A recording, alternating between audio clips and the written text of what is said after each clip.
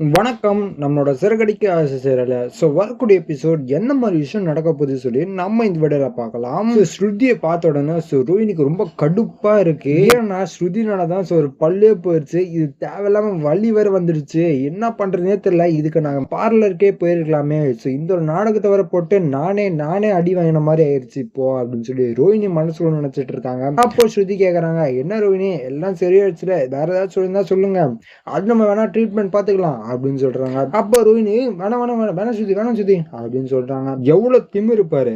அப்போ என் மேல ஏதோ சந்தேகம் வந்துருச்சு போல ஸ்ருதிக்கு. நம்ம பார்த்துதான் கொஞ்சம் நடந்துக்கணும் அப்படின்னு சொல்லி நினைக்கிறாங்க. அதே நேரத்துல மலேசியால இருந்து அவங்க 2 பேரும் வந்திருந்தாங்க இல்லையா? அவங்க வந்து இந்த ரோஹிணிய பத்தி கேட்கறாங்க. அது மாரி பேசுறாங்க. நம்ம எல்லாமே நல்லா ஃப்ரெண்ட்ஸ் ஆயிட்டாங்க. ஃபேமிலி ஃப்ரெண்ட்ஸ் ஆயிட்டாங்க எல்லாருமே. அப்போ விஜய் கேட்கறாங்க, "ஏங்க என் மருமகளோட அப்பாவ வெளிய எடுக்க முடியுமா?" அப்படின்னு கேட்கறாங்க.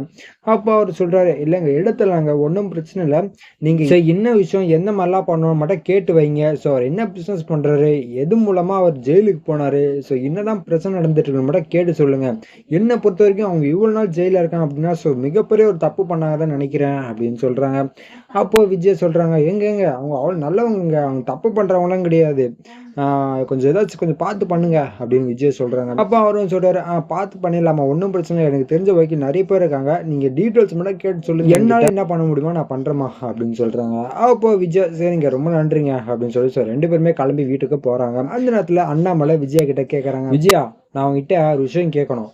ரோஹிணி பத்தி உனக்கு எந்த அளவுக்கு தெரியும்? அவங்க அம்மா பேரு, அவங்க அப்பா பேர்லாம் உனக்கு தெரியுமா? இல்ல அவங்க என்ன பிசினஸ் பண்றாங்களாச்சும் தெரியுமா? அட்லீஸ்ட் அவரோட போட்டோவாச்சும் நீ பார்த்திருக்கியா?" அப்படின்னு விஜய் கிட்ட கேக்குறாங்க. அப்பதான் விஜய் யோசிக்கிறாங்க, ஆமா, நம்ம ஏன் இவ்வளவு நாள் கேட்காம எதுவுமே கேட்காம இருந்திருக்கோம்? எதனால நம்ம இப்படி இருந்திருக்கோம்? வரட்டும் ரோஹிணி, இந்த விஷயம் நம்ம தெரிஞ்சுக்கலாம் அப்படின்னு சொல்றாங்க. சரின்னு சொல்லி ஸ்ருதியும் ரோஹினியும் ஹாஸ்பிட்டல்ல இருந்து வராங்க. வந்த ரோஹினியை கூட்டிட்டு ரூம்குள்ள போய் பேசுறாங்க. இந்த மாதிரி உங்க அப்பா பேர் என்னது? உங்க அப்பா என்ன பிசினஸ் பண்றாரு? எந்த ஊர்ல தான் இருக்காரு? எதுக்காக தான் ஜெயிலுக்கு போனாரு அப்படின்னு கேக்குறாங்க. ரோஹினி சொல்றாங்க, ஆண்டி அவர் பேர் வந்து அப்படின்னு சொல்லி ஏதோ ஒரு பேரை சொல்றாங்க. சொன்ன உடனே, சரி அப்பாவோட பிசினஸ் பேர் என்னது? ஹோட்டல் வச்சிருக்காங்க, அந்த ஹோட்டல் பேர் என்னது அப்படின்னு கேக்குறாங்க. அப்போ அவங்க சொல்றாங்க, அவங்க அதே பேர் தான், அப்பா பேர் தான் வச்சிருக்காங்க அப்படின்னு ரோஹினியும் சொல்றாங்க. சரிம்மா, இதெல்லாம் இருக்கட்டும், அவங்க கிட்ட சொல்லிருக்கலாம்ல. அவங்க மனசுல இருந்தா வந்தாங்க, சொல்லியிருந்தா அவங்களால முடிஞ்ச அளவுக்கு அவங்க பண்ணிருப்பாங்கல்ல. நீ சொல்லிருக்கணுமா வேணாமா அப்படின்னு சொல்றாங்க.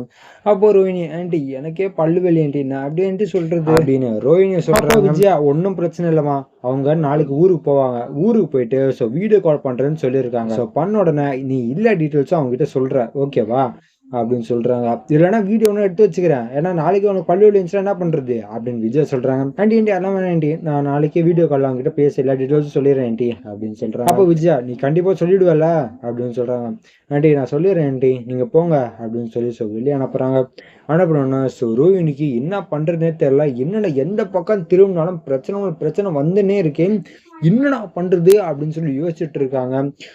இதுக்கப்புறம் எந்த மாதிரி விஷயம் நடக்க போகுது சொல்லி நான் அடுத்த வீடியோல உங்களுக்கு அப்டேட் பண்றேன். இது வரைக்கும் நம்ம சேனல் சப்ஸ்கிரைப் பண்ணி பக்கத்துல பெல் ஐக்கன் கிளிக் பண்ணி வச்சுக்கோங்க. நன்றி, வணக்கம்.